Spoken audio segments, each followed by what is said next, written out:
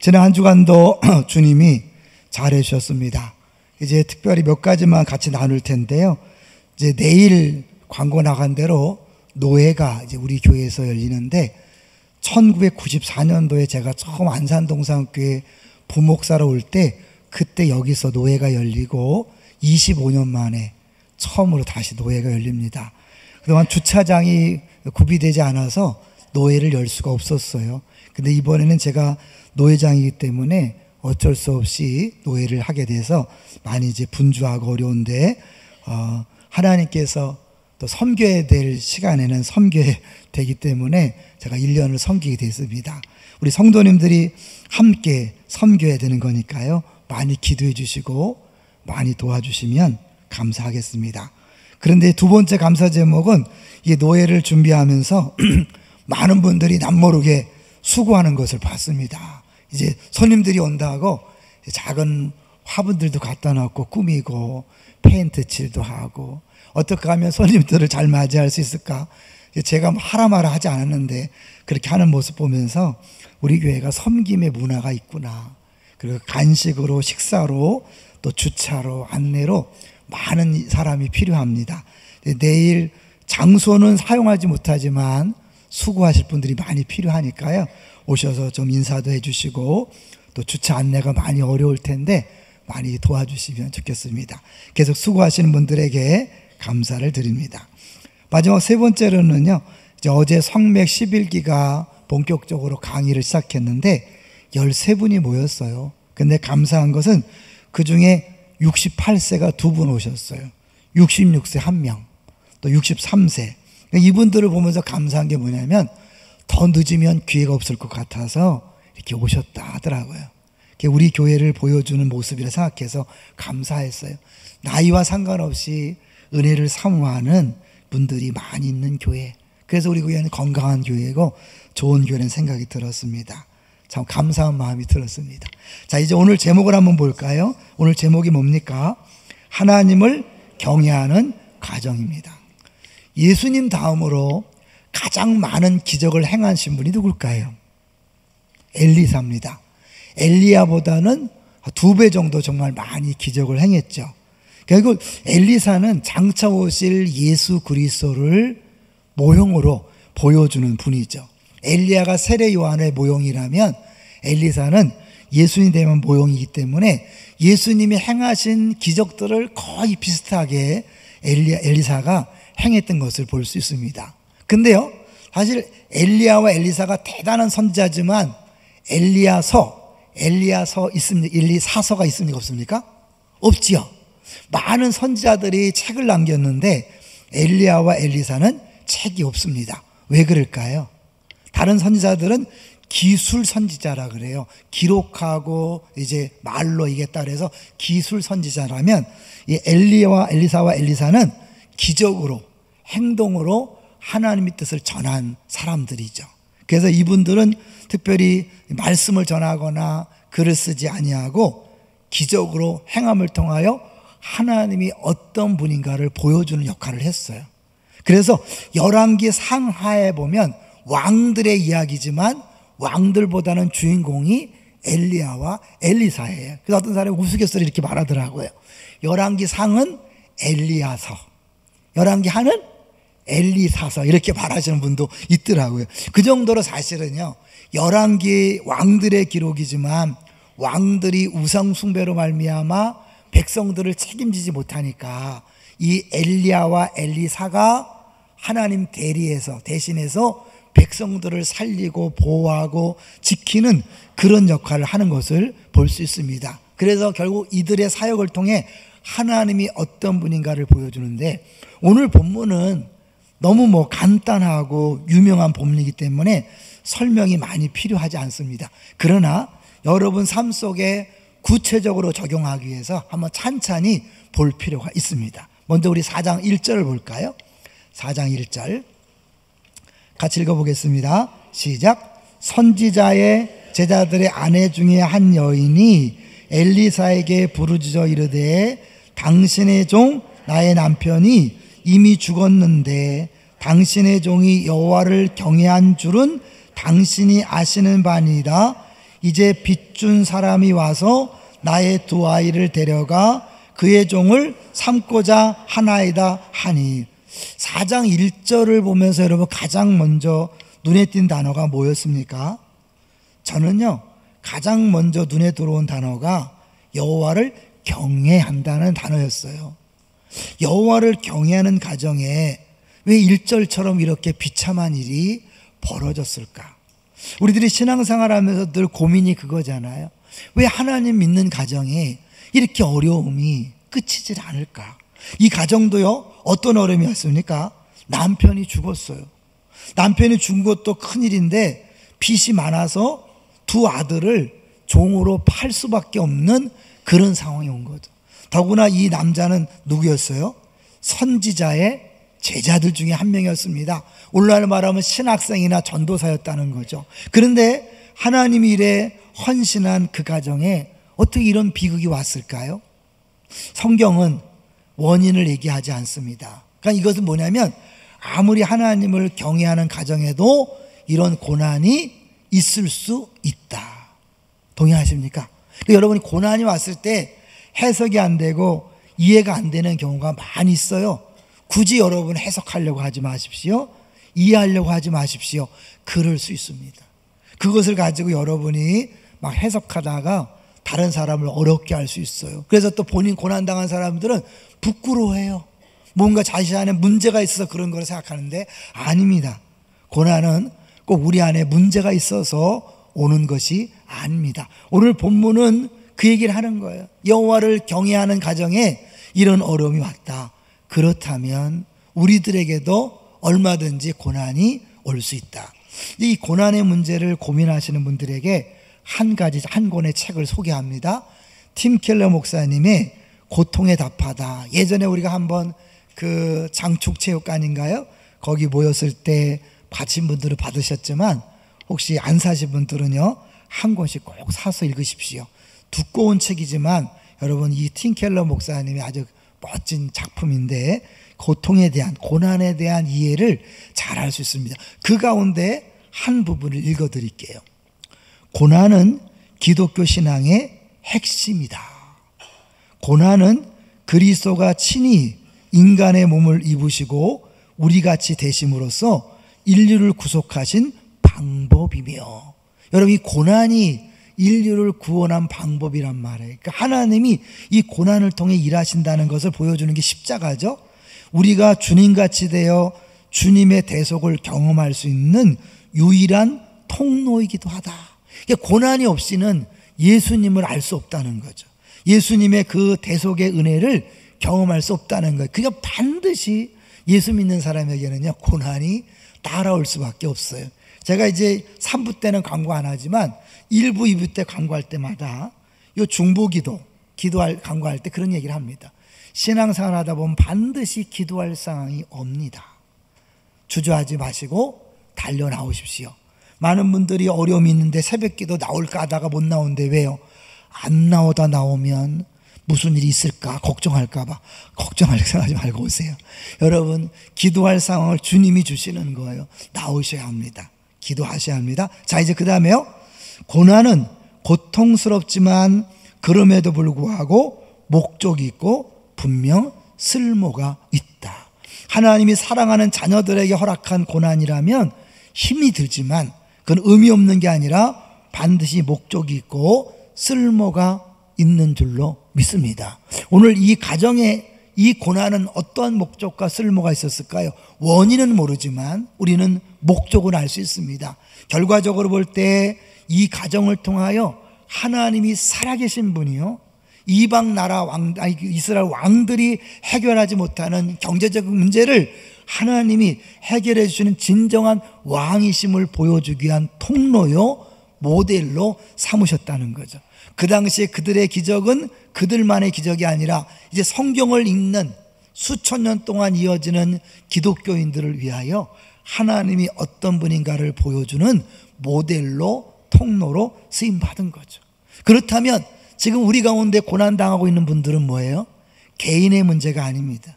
여러분을 통해 하나님이 어떤 분인가를 우리 가족들에게, 이웃과 친척들에게, 성도들에게 보여주는 통로요, 모델인 줄로 믿습니다. 그런 의미에서요, 좀 잘 끝까지 잘 버티시고 견디시기를 주의 이름으로 축원합니다. 자, 이제 그런데 이렇게 고난이 왔을 때 어떻게 해야 될 것인가를 보여주고 있어요, 이 여인이요. 자, 다시 4장 1절을 제가 천천히 읽을게요. 선지자의 제자들의 아내 중에 한 여인이 엘리사에게 뭐 했다고요? 부르짖어 이르되. 여러분 아까 얘기했잖아요, 기도하셔야 합니다. 부르짖어야 합니다. 근데 엘리사에게 왜 사람에게 부르짖었을까요? 이 엘리사는 보통 사람이 아니라 7절로 잠깐 가보세요. 7절로 잠깐 가보시면 7절 시작. 그 여인이 하나님의 사람에게 나아가서 말하니 그가 이르되 너는 가서 기름을 팔아 빚을 갚고 남은 것으로 너와 내 두 아들이 생활하라 하였더라. 이 엘리사는 보통 사람이 아니라 하나님의 사람. 결국 엘리사에게 부르짖었다는 건 누구한테 부르짖은 거예요? 하나님에게 부르짖은 거죠. 그는 하나님 앞에 나와서 부르짖은 거예요. 그랬을 때 이 엘리사가 어떻게 했느냐가 하나님 마음을 보여주는 거죠. 또 하나님의 일하시는 방식을 보여주는 거죠. 자, 2절을 볼까요? 자, 2절 시작. 엘리사가 그에게 이르되 내가 너를 위하여 어떻게 하랴. 잠깐 멈출게요. 여러분 이거 어디서 많이 본 표현 아닙니까? 예수님이 자기를 찾아와서 뭐 고쳐주세요, 살려주세요 하면 어떻게 해요? 무엇을 원하느냐, 어떻게 해주길 원하냐 묻잖아요. 다 아시는 분이, 뻔히 사정을 아시는 분이 왜 그렇게 물을까요? 주님은 기적을 행하시고 우리에게 치유하시되 먼저 우리에게 구체적으로 무엇을 원하는지를 확인시킵니다. 그래서 진짜 믿어야 될 것을 믿고 붙잡을 걸 붙잡도록 그렇게 하는 거죠. 어떻게 하랴? 그 다음에 이상한 말을 합니다. 내 집에 무엇이 있는지 내게 말하라. 지금 남편이 죽고 애들이 팔려고 하는 상황 속에서 뭐가 있다고 물어보는 거예요. 여러분이 여인 입장이라면 어떻게 했어요? 정말 이 사람 해도 너무한다. 지금 우리한테 뭐가 있다고 그걸 물어보나? 근데 그때 여인의 대답을 한번 보겠습니다. 그가 이르되부터 읽어봅니다. 시작.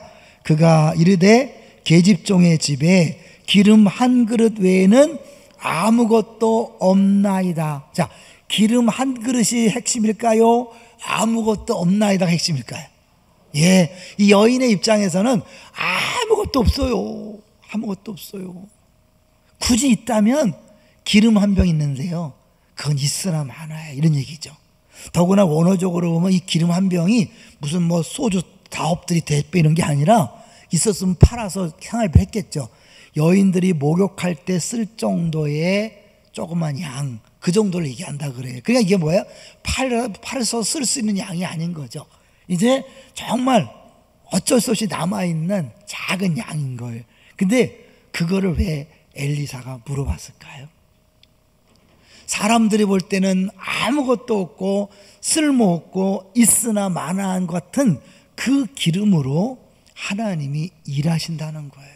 우리는 사실은요, 뭣도 없어요, 뭣도 없어요, 뭣도 없어요, 뭐 때문에 안 돼요, 누구 때문에 안 돼요, 그래서 아무것도 할 수 없어요. 그런데 하나님은 아니다, 네 안에 내가 기적으로 쓸 것을 남겨두었다고 얘기하는 거예요. 여러분이 설교를 들으면서 잘 생각해 보십시오. 성령님께서 여러분에게 떠오르게 하는 게 있을 거예요. 다 없는 것처럼 보이지만, 아무것도 쓸모 있는 게 없는 것처럼 보이지만 하나님이 기적을 행하시기 위해서 여러분에게 준비해 놓은 것이 반드시 있습니다. 하나님이 창조주의 하나님이에요. 그래서 무에서 유를 창조할 수 있는 분이기 때문에 그냥 공중에서 기름이 흘러 넘치도록 해서 그릇을 준비해라 그럴 수 있지만 그렇게 하지 않으셔요. 참 이상하죠. 오병이어의 기적만 봐도 예수님께서 그 2만 명이 되는 사람들한테 자, 이제 하늘을 쳐다봐라, 그리고 이제 기적이 나타날 것이다, 그리고 어때요? 하늘에서 만나가 내리듯이 하면 되잖아요. 그렇게 하지 않았어요. 어린아이 갖고 온 보리떡 5개를 그걸 띄워줬어요. 여러분, 2만 명한테 이 떼어주는 게 얼마나 우스운 일이에요. 그거 사실 애가 갖고 왔을 때 제자들 그랬죠. 오병이가 있는데 이걸 어디에 쓰겠습니까? 쓸모없다는 거예요. 쓸데없다는 거예요. 근데 하나님은 그걸로 일하시는 거예요. 창조주의 하나님이긴데 창조하셨지만 이제 더 이상 무에서 유를 만들어내는 것보다는 있는 것을 사용해서 일하신다는 것을 보여줍니다. 할렐루야. 그러므로 여러분에게 있는 오병이요 기름 한 병이 무엇인지를 찾아볼 필요가 있는 거죠. 자, 그 다음에 이제 3절을 보겠습니다. 아무것도 없다고 하니까 3절에 엘리사가 이렇게 말하죠. 시작. 이르되 너는 밖에 나가서 모든 이웃에게 그릇을 빌리라. 빈 그릇을 빌리되 조금 빌리지 말고, 생략되어 있지만 뭐라고 해야 되겠어요? 조금 빌리지 말고 많이 빌려라. 많이 빌려라. 사실은요, 하나님의 일하심의 핵심은 우리 안에 무엇이 있느냐 없느냐의 문제가 아닙니다. 하나님의 진짜 원하시는 건 뭐냐면 바깥에 있는 그릇을 얼마나 많이 빌리는 믿음이 있는가예요. 우리 안에 주어진 것은 사실은 어떠한 상황에서 결과가 안 바뀌어요. 근데 어때요? 바깥에서 그릇을 빌리는 것은 그 믿음의 분량에 따라 어마어마한 차이가 있습니다. 여러분 같으면 이 얘기를 듣고 몇 개를 빌렸을 것 같아요? 이 여인은 몇 개를 빌렸을까요? 성경은 나와 있지 않아요. 우리 상상력에 맡기는 거죠. 여러분 같았으면 몇 개를 빌렸을까요? 이 여인은 과연 몇 개를 빌렸을까요? 알 수 없지만 빌렸죠. 자, 4절을 보겠습니다. 4절 시작. 너는 내 두 아들과 함께 들어가서 문을 닫고 그 모든 그릇에 기름을 부어서 차는 대로 옮겨 놓으라 하니라. 왜 문을 닫고 하라 그랬을까요, 여러분? 기적음을 좀 멋있게 보여서 다 드러나면 좋잖아요. 적용한다면 지금 하나님 우리 가정과 우리 공동체에 기적을 행하시는데 요란하게 모든 사람이 보는 모습으로 나타나지 아니하고 지금 뭐예요? 비밀리에 착착착착 진행되고 있다는 것을 의미하는 거죠. 우리는 모르지만 지금 내 자녀를 통하여 주님이 일하고 계십니다. 우리는 모르지만 우리 성도 중에 누군가를 통하여 일하고 계십니다. 작게는 마음에 소원을 품고 기도하는 사람을 통해 일하십니다. 하나님, 우리 교회에 이런 일이 필요합니다. 그래서 내가 기도의 용사로 나를 드립니다. 시간을 내서 새벽마다 부르짖는 그 기도를 통하여 지금 일하고 계실 수 있습니다. 지금 여러분 중에 어떤 직장, 어떤 사업장인지 모르지만 여러분의 직장과 사업장에 그 어떤 사람을 통하여 지금 하나님께서 우리 교회와 안산과 민족을 위하여 뭔가를 지금 진행하고 있을 수도 있다는 거죠. 자, 이제 여기 보면 두 아들이 있는 게 얼마나 다행인지 몰라요. 여러분 상상해 보세요. 기름을 막 따를 때요, 딸고 이렇게 다시 잡고 이렇게 했어요. 계속 따는 거죠. 왜? 멈췄다가는 끝일까 봐 못 멈출 거 아니에요. 그러니까 어떻게 하나애가 와서 그릇을 딱 떼고 어떻게 차는 스 가면 다른 애가 딱 와서 딱 떼고 또 가져와 또 가져와 또 가져와 또 이렇게 막 해. 한번 상상해 보세요.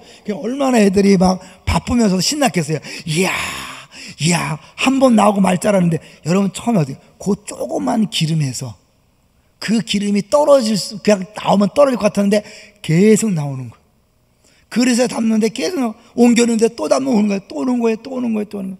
뭐 뒤에 앉아갖고 뻥이야 거짓말 이런 사람은 아무런 감동이 없겠지만 이거를 하나님을 믿는 사람, 하나님을 믿는 이 정도는 해 하나님이죠.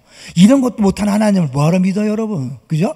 이걸 들으면서 뻥이야 이런 사람들은 참 불쌍한 사람들, 죄송하지 마. 우리가 그 정도도 못하는 하나님을 어떻게 믿어요? 나는 그런 거 안 믿겠어요. 아직 이렇게 막 하는 거예요. 근데 언제 끝났어요? 자, 6절을 보세요. 6절 시작. 그릇에 다 찬지라 여인이 아들에게 이르되 또 그릇을 내게로 가져오라 하니 이 아들이 이르되 다른 그릇이 없나이다 하니 기름이 곧 그쳤더라. 잘 보세요. 다른 그릇이 없나이다라는 소리가 들리는 순간 기름이 끝인 겁니다.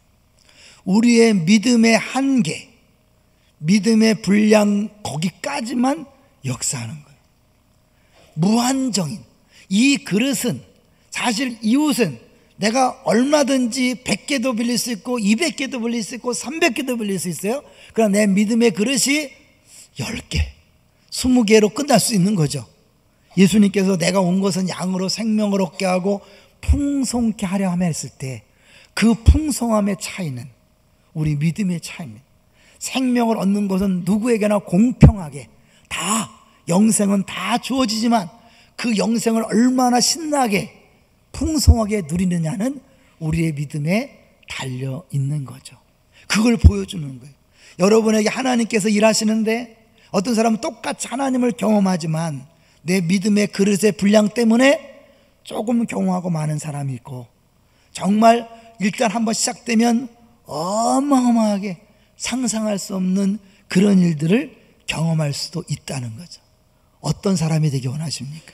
사실 오늘 본문은 결국은 하나님이 어떤 분인가를 알고 하나님에 대한 믿음을 이스라엘 백성에 심어주기 위한 하나님의 메시지죠.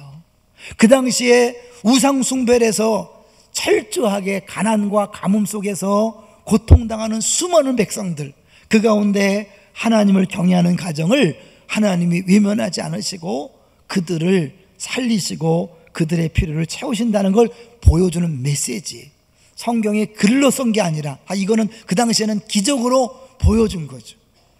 이 사실을 우리에게 말씀하신 하나님, 이 기적을 행하신 하나님이 지금도 살아계신 줄로 믿습니다.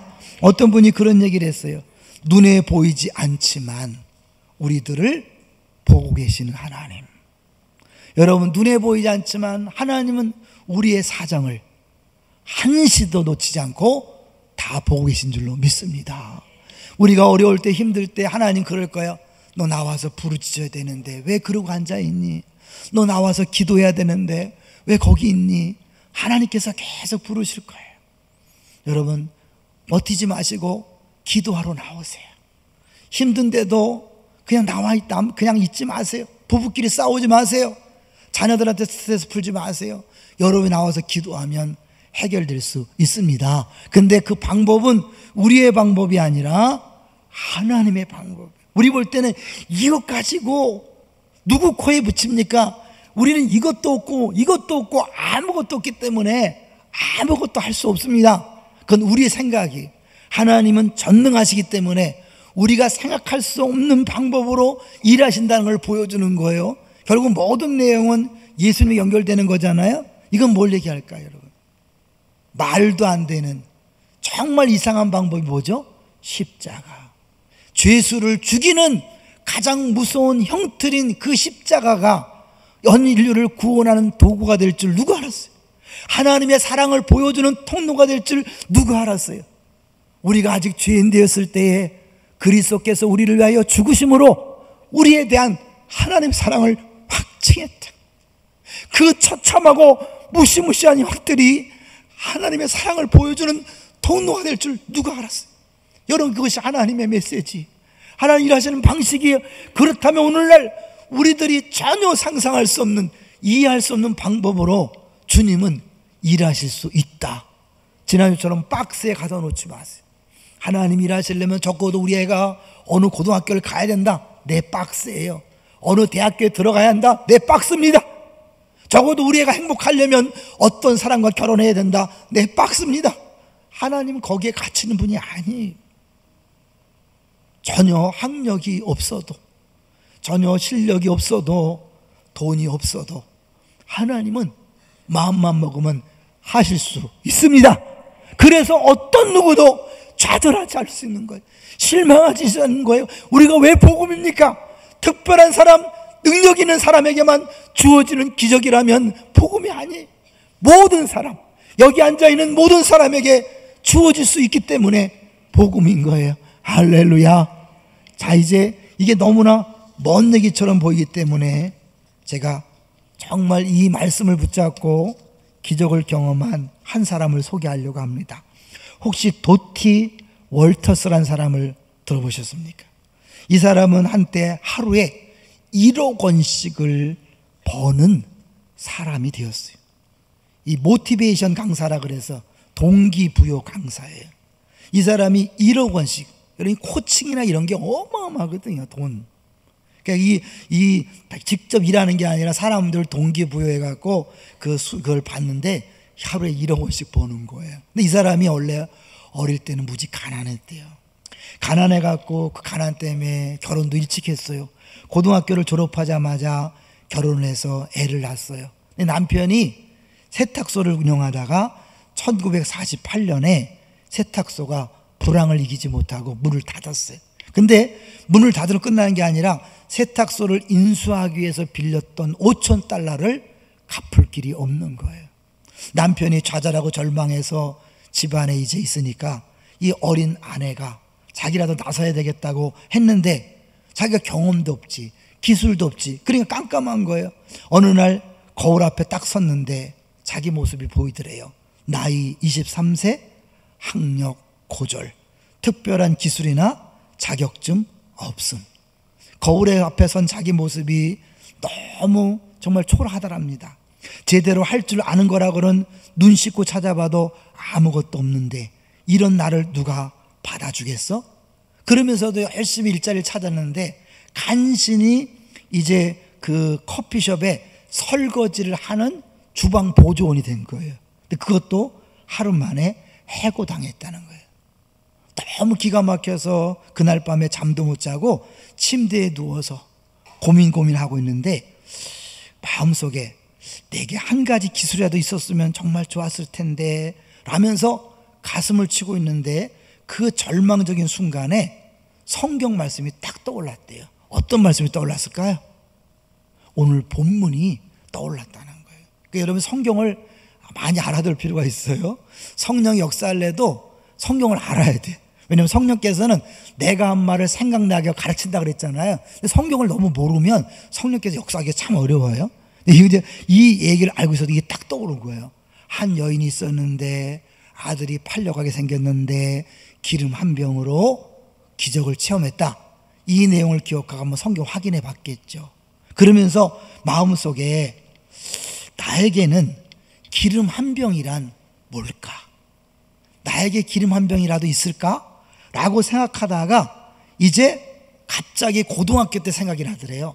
고등학교 국어 선생님이 자기에게 너는 작문 실력이 뛰어나니까 신문 편집을 해봐라 그래서 편집하는 일을 맡겨준 적이 있다는 거예요. 그게 뻗뜩 떠오르면서 그래 나에게도 글 쓰는 재주가 있으니까 한번 글 쓰는 사람을 찾는 직장이 있으면 한번 알아봐야겠다. 그래서 이제 벌떡 일어나갖고 주방 옆에 버려둔 그 잡지 볼드인 파크라는 잡지를 주간지를 뽑아놓고 갖다 놓고 계속 찾아본 거예요. 혹시 글 쓰는 사람을 찾는가. 근데 아무리 찾아도 그런 사람을 찾는 광고는 없더랍니다. 그런데요 그런 광고는 없는데 광고 문안을 계속 읽다 보니까 마음속에서 아우 참 유치하다. 왜 이렇게 못 썼냐. 그 카피나 그 문장이 너무 조잡하니까 그게 눈에 신경이 쓰였다는 거죠. 그래서 쯔쯔 나라면 이 지경으로 쓰지는 않을 텐데 그리고는 자기도 모르게 그 문장들을 광고 카피들을 하나씩 바꿔보기 시작했대요. 자기가 자기 나름대로 고치고 또 고치고 하는데 어느 날 어느 순간에 해가 뜨고 중천이 해가 이제 밝은 거죠. 근데 그 밤새 잠을 못 자는데 막 갑자기 마음에 용기가 생기고 몸이 개운해지고 막 요 에너지가 생기더래요. 그러면서 머릿속에 아이디어가 딱 지나가는데 이 신문사를 찾아야겠다. 그래갖고 이제 양롱의 문을 열고 제일 이쁜 옷을 차려입고 4km를 걸어갔대요. 근데 이게 하나님 은혜 주시려고 하는데요 그렇게 신이 나고 막 앞으로 막 펼쳐질 일들이 자기 혼자 상상을 막 하면서 갔다는 거예요. 그러니까 마침 딱 신문사 갔더니 그 깡마른 최고의 사나이가 근심에 찌든 얼굴로 나오더래요. 그러니까 거기도 불황이니까 신문 잘 안 됐겠죠. 근데 그 사람을 보는데 괜히 마음속에 막 짱하고 뭔가 이 마음에 막 감동이 되면서 이렇게 물었다고 합니다. 선생님, 혹시 신문사 사장님 아니세요? 사장님이시라면 광고 지면을 좀 사러 왔습니다. 아시죠, 여러분? 신문의 광고면을 통째로 사갖고 직접 광고주를 만나고 광고를 따나고 대신에 이제 어느 정도를 신문사에 주는 거죠. 그렇게 했는데 이 신문사도 어려우니까 막 반색을 하고 달려들었고 이제 막 설명을 하니까 좋다고 계약을 했다는 거예요. 그래서 이제 일주일 뒤에 대금을 지불한다는 조건으로 이제 그 계약을 한 거예요. 그때부터 이 여자가 정신없이 뛰기 시작했답니다. 그대로 읽어볼게요. 쉴 새 없이 신발 밑창을 받고 달아야만 했다. 구두 수선공에 갈 시간이 없을 때는 아예 구두를 벗어 어깨에 둘러매고 맨발로 걸었다. 얼마나 열심히 뛴지 알겠죠. 결국 그녀의 광고 문안에 매료되어 여기저기 단골이 생기기 시작했고 보다 못한 남편이 찌그러진 중고차를 구해왔다. 중고차라도 타고 다녀야 할 정도로 고객이 많아졌던 것이다. 그릇을 빌리는 것처럼 이 고객은 얼마든지 많잖아요. 여러분 이거요, 하나님 일하실 때 우리 안에 있는 거는 별 차이가 없어요. 결과가 달라지지 않아요. 우리 안에 있는 건. 그러나 바깥에는 뛰는 것만큼 그릇을 구할 수 있잖아요. 자기는 성경에 나온 예언자 말대로 이 빌려온 그릇이 바로 이 광고주들이고, 집에 있던 기름 한 병이 바로 자신의 글쓰기 능력이라는 생각이 들었다는 거예요. 그래서 그 광고를 안에 자기의 하나밖에 없는 기름인 그 장문 실력을 계속해서 붓고 벗더니 어느새 $5,000를 다 갖고요, 유명한 광고 대행업자를 지나서 세계 최고의 작가이자 강사가 된 도티 월티스 얘기입니다. 월티스. 이 얘기를 들으면서 어떤 생각이 드십니까? 우리 중에도 사실은 이 지금 말하지만 고졸의 장문 실력이 뛰어나봐야 얼마나 뛰어나겠어요. 그런데 주님이 쓰시려고 작정하면 상상할 수 없는 능력이 나타날 줄로 믿습니다. 여러분, 기름 한 병이라는 건 뭐냐면 이거는 쓸모없는, 아무짝에도 쓸데없다는 것을 보여주는 거예요. 그게 멋진 능력이 아니에요. 이 장문 실력이 뛰어나봐야 얼마나 뛰어나겠어요. 하나님이 쓰시려고 마음먹으니까 막 순간순간마다 계속 영감을 주고 지혜를 주는 거잖아요. 우리에게 있는 것, 남들이 볼 때는 보잘것없고 내가 봐도 아무것도 아닌 것 같은, 쓸모없는 것 같은 그것을 통해서 하나님은 일하실 수 있는 전능하신 분인 줄로 믿습니다. 한번 찾아보십시오. 근데 여기서 오늘 본문을 한번 또 하나 재미난 부분을 여러분 보셔야 돼요. 자, 이제 이 기름을 붓는데요, 엘리사가 직접 했습니까? 그냥 이 여인하고 두 아들이 했습니까? 굉장히 중요하잖아요. 사실은요, 엘리사가 직접 그 능력의 손으로, 하나님의 손으로 한다면 믿을만 하겠지만, 이게 아무런 능력이나 경험도 없는 여인이 그냥 딴다고 나온다는 자체가 이상하잖아요. 주님이 말도 안 되는 평범한 사람을 통해 말도 안 되는 평범한 것을 가지고 이 가족의 생계를 책임졌다는 게 뭘 의미합니까? 나같이 말도 안 되게 평범한 사람이라도 할 수 있다. 우리 안에 아무것도 아닌 가치 없어 보이는 그 어떤 것으로도 할 수 있다. 제가 이 말씀을 준비하면서요, 용기 생기게 우리 중에 한 명만 이런 기름 한 병 같은 사람이 있으면 세상은 우리의 믿음으로 가는 것만큼, 믿음으로 품고 기도하는 것만큼 달라질 줄로 믿습니다. 한 사람의 재능으로, 한 사람의 열심으로 시작된 일이 하나님 안산을 주옵소서, 믿음으로 기도하면 안산을 변화시킬 수 있는 거예요. 할렐루야. 우리 민족을 주옵소서, 믿음으로 구하면 민족의 영향을 주는 거예요. 세계를 주옵소서, 세계에 대한 믿음으로 나아가면 세계를 변화시킬 수 있는 줄로 믿습니다. 여러분 중에는 이미 시작된 사람도 있을 거예요. 어떤 사람은 이제 시작할까 말까, 이게 맞나 긴가민가 한 사람도 있을 거예요. 여러분, 어떤 사람은 전혀 이런 것이 없이 좌절하고 절망하고 끝났다. 이제 우리 집은 내가 나이도 그렇고 경제 사정도 그렇고 모든 환경이 아무런 소망이 없다, 그런 분이 있을 거예요. 아니, 어떤 사람도 끝나지 않았습니다. 이 끝난 것 같은 여인의 가정에 그 말도 안 되는 작은 기름으로 어마어마한 기적을 행하신 하나님이 오늘도 시퍼렇게 살아계셔서 우리를 보고 계시고 우리를 돕기 하여 지금 준비 태세 하고 계신 줄로 믿습니다. 자, 그러면 이제 문제는, 이거는 어떤 사람에게 나타난 기적이에요? 하나님을 경외하는 가정에 나타난 기적인데, 과연 우리는 하나님을 경외할까? 근데 여기서 걸리는 사람이 있어요. 그래서 좀 어렵지만 여러분 성경을 한번 찾아볼게요. 시편 147편을 찾아볼게요. 시편을 보면요, 자세히 읽어보면 계속해서 하나님을 경외함에 대한 이야기 나옵니다. 모든 복은 다 하나님을 경외하는 자에게 주어진 복이에요. 시편 전체가 그렇다고 해도 과언이 아니에요. 하나님을 경외하는 게 뭘까요? 그러면 자, 시편 147편, 우리 구약성경 908쪽인데요. 먼저 이 147편에 약속하는 경외하는 자들의 약속된 복을 한번 읽어볼게요. 147편 13절입니다.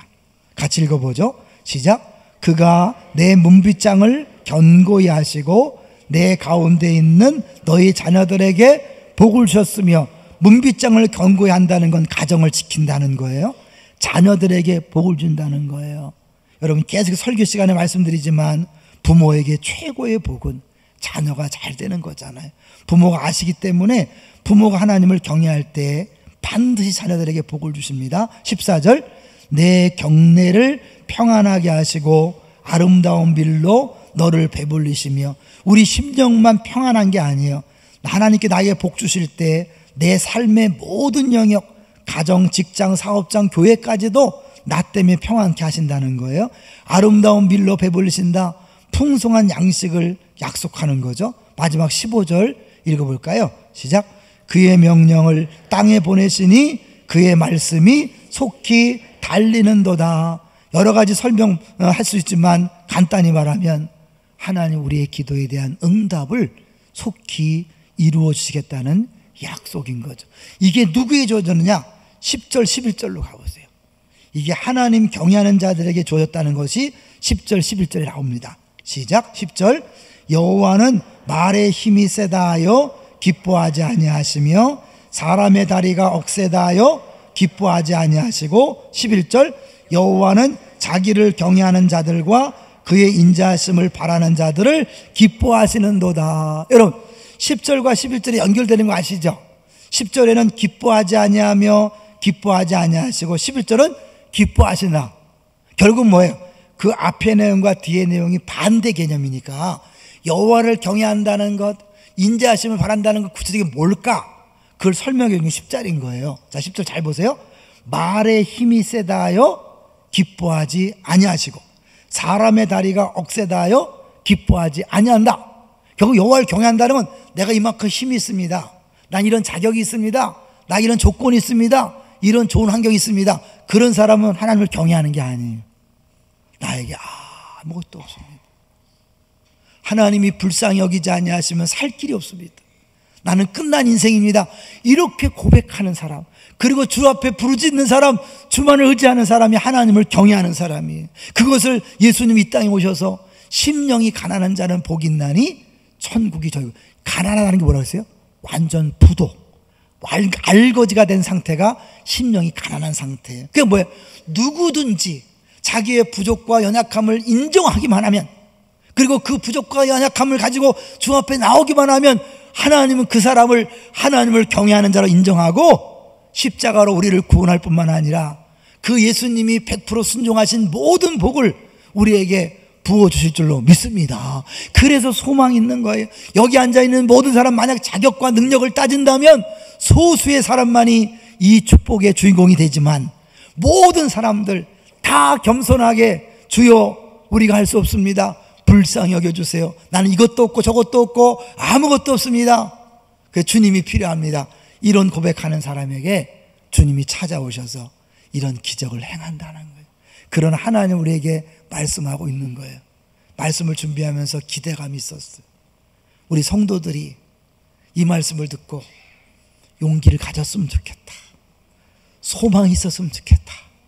지금 너무 어렵잖아요. 제가 예배팀하고 식사를 하는데 한 분이 그런 얘기 하더라고요. 자기가 사업을 하는데 너무 힘들어서 자기 다니던 직장 가서 그랬대요. 절대로 무슨 일 있어도 나오지 마라, 버텨라. 자기가 힘들어서 사업하면 괜찮을 줄 알고 나왔는데 너무 힘들다는 거예요 지금. 그래서 그 직장 다니는 사람한테 버텨라, 무슨 일 있어도 버티라 그랬대요. 왜? 월급쟁이가 오히려 살 길이라고요. 그걸 들으면서 얼마나 힘들면 저럴까. 지금 사실은 한국 경제가 많이 어렵습니다.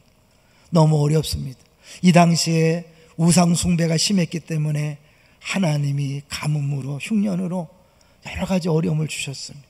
그 안에서 이 경건한 백성들도 같이 그 시스템 안에, 그 경제 시스템 안에서 어려움을 당하는 거죠. 근데 하나님이 그 가운데서 경건한 하나님을 경외하는 자들을 이 집만 했겠어요? 기록은 이거지만 경외하는 자들에게 하나님께서 한 가정 한 명 돌보시면서 그들을 살려주셨을 것입니다. 그 하나님이 지금도 살아계셔서 우리에게 오늘 말씀해 주십니다. 단 한 사람도 지금 현재 상황 때문에 실망하거나 좌절하거나 포기하지 마십시오. 여러분 안에는 기름 한 병을 한번 찾아보십시오. 오병이어를 한번 찾아보십시오. 그리고 믿음으로 이제 그릇을 빌리십시오. 그것이 무엇인지는 성령께서 여러분 각자에게 알려주실 것입니다. 분명한 것은 여러분에게 살 길을 주신다는 것입니다.